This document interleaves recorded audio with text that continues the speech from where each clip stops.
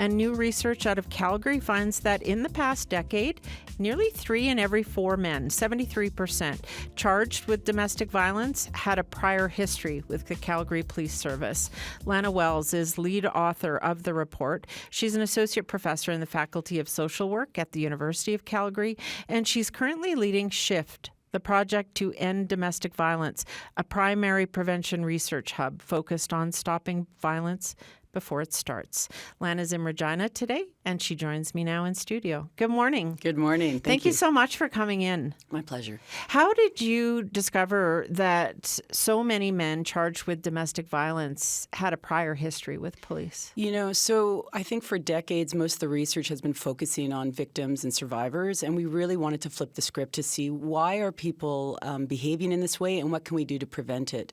So we partnered up with the Calgary Police Service, and we looked at 10 years of data. So we looked at men who were charged in 2019, and we looked at any type of police interaction they had before.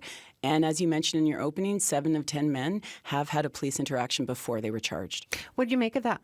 So I think we can intervene earlier. There are red flags, and we need to support men earlier so the violence doesn't escalate to a domestic violence charge. What have you learned about what some of the signs or red flags are? Well, there's a few things. One, when police are called to a domestic violence encounter, that means something's up with that family. Whether a charge happens or not, that family could be supported. And in particular, we need to be offering men supports and resources. Often what happens is police will go in and do a safety plan for the woman, again, putting the burden onto her and her family to keep herself safe. We're calling on police now to change their practices and start supporting men with accountability plans and getting them the resources they need so they can manage their behavior. What would that look like on scene as a conversation, instead of how can you be safe?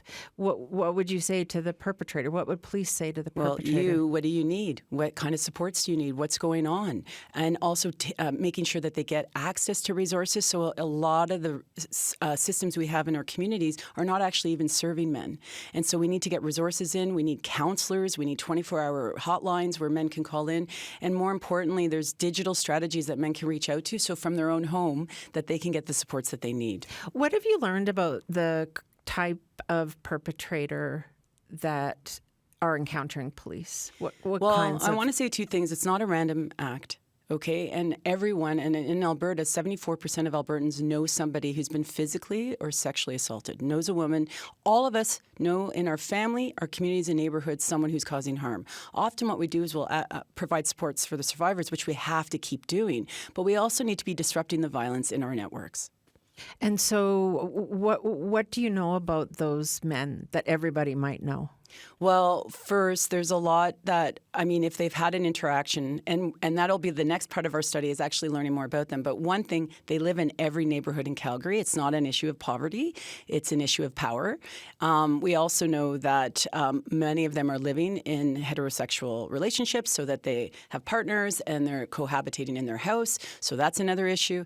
But I think ultimately, what we're hoping with this research is that we start to focus on providing services for men, that there are red flags, and that as a community, not just policing, because this isn't just about policing. Policing are called in when it's already escalated. We need to go upstream in our schools, our sporting events, our communities. We need to start socializing men to be healthy, to have healthy relationships, and encourage them to stay healthy. What are some of the early warning signs that we all should notice?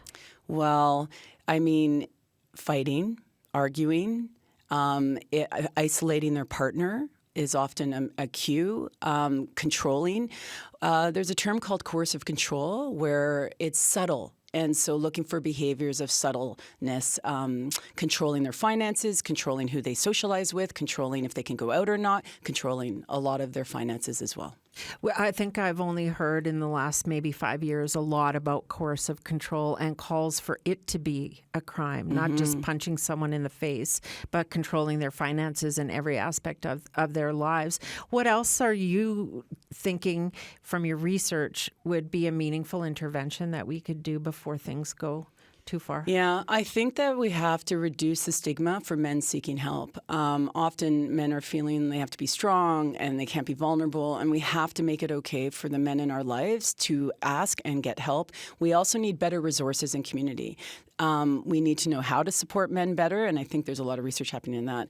And more importantly, I just think we need to learn to disrupt sexism in our own families and communities. And there's early signs of people causing harm, and it could be to themselves as well. We know men do a lot of self-harm as well. So I think we just have to get more comfortable with having difficult conversations with the people that we love or know to start talking about the importance of healthy relationships. What will be next for you as you continue to look at this? We're going to be now analyzing the cost of raising perpetrators because most of the research has been focused on victims, and we really want to build a case to get governments. We need all orders of government, so from the municipal to the provincial to the federal, all agreeing that we need these comprehensive strategies to support men and getting resources into communities to support men. How hopeful are you about this? Because I feel as though this has been a conversation for my lifetime. I was graduating university at the same time as the Montreal Massacre, and this whole notion of femicide has been a conversation for my working life and perhaps for yours. How optimistic do you feel about? Well, and I know rates, the one crime that keeps going up is sexual assault and sexual violence. I think this is a call to men to support other men to stop being violent, to stop harming women. And it is on, everyone needs to take responsibility for this. It is not up to police and just government. It's up to each of us as Canadians to step in and to support one another when we're causing harm. Lana, thank you for coming in this morning. Thank you so much for having me. That's Lana Wells, an associate professor in the Faculty of Social Work at the University of Calgary. She's leading SHIFT. That's the Project to End Domestic Violence, a primary prevention research hub focused on stopping violence before it starts. And she's the lead author of a new report from the University of Calgary that found that more than 7 in 10 men charged with domestic violence had a prior history with Calgary Police Service. A million years ago, when I was in journalism school, more than 30 years ago, I was allowed by the men to join a support group for men who were perpetrators of domestic violence, and they talked about what they had grown up seeing and what led them down the path to commit domestic violence and then down the further path to get counseling and support and try and help others. But I don't know how many resources there are like that. That was 30 years ago, and it was a bit of an anomaly. I was privileged to be invited in to talk with them, and I wonder what your feeling is on what we need in our province to do more to help prevent violence by talking to perpetrators and our sons.